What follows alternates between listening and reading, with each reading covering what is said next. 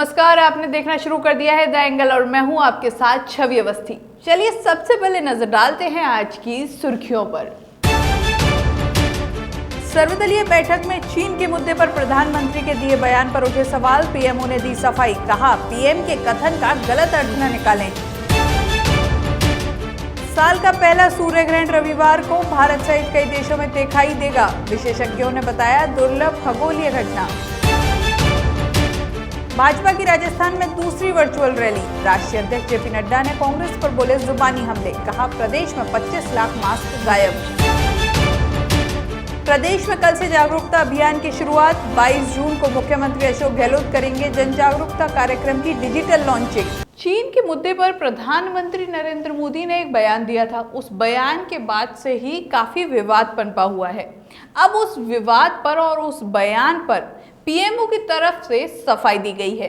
PMO का कहना है कि मोदी के बयान को गलत तरीके से पेश कर बेवजह विवाद खड़ा किया जा रहा है। प्रधानमंत्री कार्यालय की ओर से जारी बयान में साफ किया गया है कि चीन ने प्रयास तो किया, लेकिन सैनिकों ने बलिदान देकर ढांचागत निर्माण और अतिक्रमण की कोशिशों को नाकाम कर दिया। पीएम मोदी के बयान के बाद राहुल गांधी सहित विपक्ष के कई नेताओं ने सवाल उठाया था कि यदि चीन ने घुसपैठ नहीं की थी तो सैनिकों की शहादत कैसे हुई। पीएमओ ने कहा कि यह दुर्भाग्यपूर्ण है कि ऐसे समय में प्रधानमंत्री की टिप्पणियों पर अनावश्यक विवाद पैदा किया जा रहा है, जब वीर सैनिक हमारी सीमाओं की रक्षा कर रहे हैं। पीएमओ ने कहा कि सर्वदलीय बैठक में प्रधानमंत्री की टिप्पणी गलवान में 15 जून को हुई घटनाओं पर केंद्रित थी, जिसमें 20 सैनिकों को जान गंवानी पड़ी। प्रधानमंत्री का स्पष्ट रोक है कि वास्तविक नियंत्रण रेखा को पार करने की किसी भी कोशिश का मजबूती से जवाब दिया जाएगा। चलिए बात करते हैं पाकिस्तान की। पाकिस्तान अपनी घिनौनी हरकतों से बाज नहीं आ रहा है। भारतीय सीमा में रेकी करने के मकसद से भेजे गए पाकिस्तानी ड्रोन को बीएसएफ ने मार गिराया है। हीरानगर सेक्टर के रठुआ गांव में इसे जवानों के द्वारा देखा गया, जिसके बाद मुस्तैद जवानों ने इसे मार गिराया। आतंकियों को घुसपैठ करवाने से लेकर बीएसएफ की तैनाती पर नजर रखने के लिए इसका इस्तेमाल किया जाता है। इस ड्रोन से एक राइफल, 2 मैगजीन, 60 कारतूस, 7 ग्रेनेड और चीन निर्मित 4 बैटरी बरामद हुई हैं। रविवार 21 जून को 2020 का पहला सूर्य ग्रहण पड़ने वाला है। प्रौद्योगिकी मंत्रालय का कहना है कि ये एक दुर्लभ खगोलीय घटना है। इसे रिंग्स ऑफ फायर ग्रहण के नाम से भी जाना जाता है। साल का पहला सूर्य ग्रहण ग्रीष्म संक्रांति में लग रहा है, जो उत्तरी गोलार्ध में सबसे लंबा दिन है। मंत्रालय ने कहा कि अनूपगढ़, सूरतगढ़, सिरसा, जाखल, कुरुक्षेत्र, यमुनानगर, देहरादून, तपोवन और जोशीमठ में रहने वाले लोग वलयाकार ग्रहण को देख पाएंगे, वहीं शेष भारत में लोग आंशिक ग्रहण देख पाएंगे। गौरतलब है कि इस ग्रहण में चंद्रमा सूर्य का करीब 99% भाग ढक लेगा। वलयाकार सूर्य ग्रहण में सूर्य कंगन की भांति दिखाई देगा। इसमें सूर्य का सबसे बाहरी हिस्सा दिखाई देगा, जबकि बीच का हिस्सा चंद्रमा के द्वारा छिप जाएगा। यह सूर्य ग्रहण भारत समेत एशिया के कई देशों में जैसे नेपाल, पाकिस्तान, अफ्रीका, सऊदी अरब, यूएई और इथियोपिया में भी दिखाई देगा। राजस्थान भाजपा की आज दूसरी वर्चुअल रैली हुई। इस रैली को संबोधित भाजपा के राष्ट्रीय अध्यक्ष जेपी नड्डा ने किया। इस दौरान जेपी नड्डा ने जमकर कांग्रेस सरकार पर हमला बोला। उन्होंने कहा कि राजस्थान में भाजपा नेता और कार्यकर्ता सेवा कार्य में जुटे हैं और वहां की सरकार एफआईआर करवा रही है। जिसकी सरकार की सोच इतनी छोटी और निचले स्तर की हो, राजस्थान को कहां ऊंचा उठा सकती है। नड्डा ने कहा कि जहां भारत सरकार विकास के काम तीव्र गति से कर रही है, वहां पता लगता है कि राजस्थान के हेल्थ सेक्टर में घोटाले हो रहे हैं। 25 लाख मास्क गायब हो गए हैं और पीपीई किट गायब हो गई हैं। नड्डा ने पूर्ववर्ती भाजपा सरकार के समय शुरू हुई भामाशाह योजना का जिक्र करते हुए कहा कि राजस्थान की कांग्रेस सरकार ने इस योजना पर ग्रहण लगाने का काम किया है। नड्डा ने कहा कि चीन के साथ हुई झड़प के बाद कांग्रेस नेता ट्वीट करके सेना का मनोबल गिरा रहे हैं।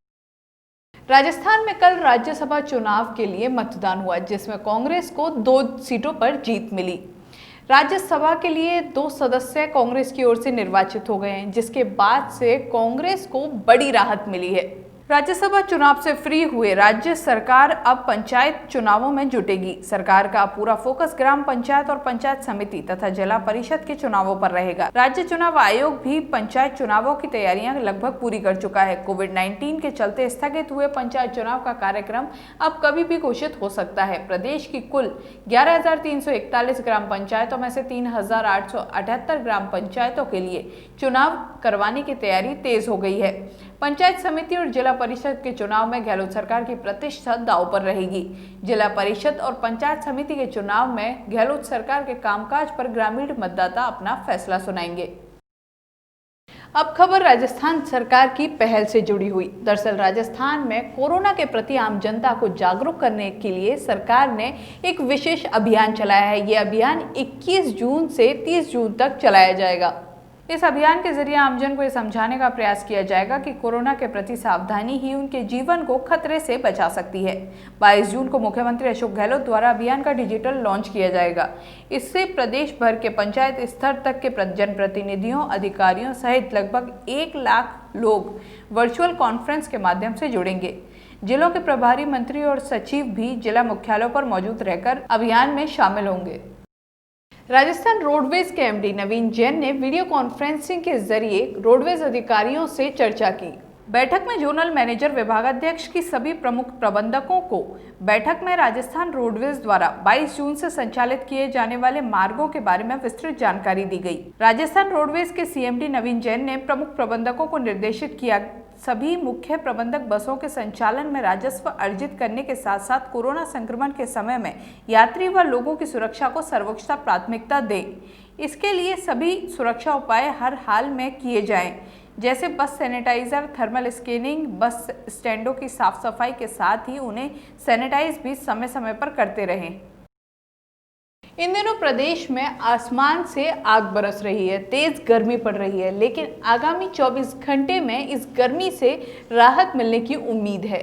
दूसरी तरफ 26 जून तक प्रदेश में दक्षिण पश्चिमी मानसून की एंट्री होने के संकेत मौसम विभाग ने दिए हैं। फिलहाल प्रदेश में बने एंटी साइक्लोन सिस्टम के असर से गुजरात के उत्तरी इलाकों में मानसून ठहरा हुआ है, लेकिन अगले 48 घंटे में अनुकूल परिस्थितियां बनने के साथ ही मानसून के आगे बढ़ने की रफ्तार भी तेज होने की संभावना मौसम विभाग ने जताई है।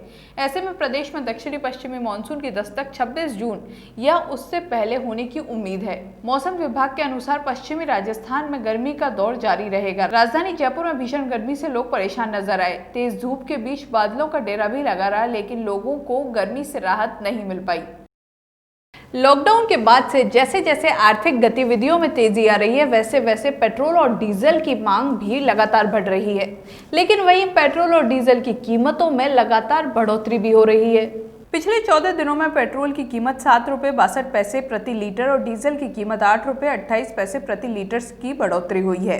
वहीं राजस्थान में पेट्रोल के दाम में 54 पैसे और डीजल के दाम में 61 पैसे की बढ़ोतरी हुई है। राजधानी जयपुर में पेट्रोल 85 रुपये 94 पैसे प्रति लीटर पहुंच गया है, तो वहीं डीजल 78 रुपये 53 पैसे प्रति लीटर पहुंच गया है।